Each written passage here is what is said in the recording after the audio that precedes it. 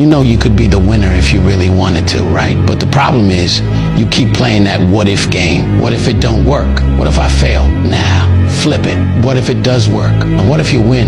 Then what? You're gonna be sitting there happy, right? You say you wanna win, but then you're scared to lose. What sense does that even make? Look, you can't talk about wanting to win and then be scared of the risk. That's not how this works. If you lock in, keep your head down and stay focused on the vision, how could you not win? The only thing that's gonna make you lose is your own mindset, and that's all on you. Your biggest enemy ain't out there, it's in your head. So if you wanna win, you gotta get out of your own way. And here's the truth. Every time you doubt yourself, you're slowing down your own progress. You either believe in yourself or you don't. There's no in between. If you keep second guessing everything, you're already losing. But when you stop playing scared and start moving like you're built for this, you'll see everything change. So stop thinking about what could go wrong and start focusing on what's gonna go right.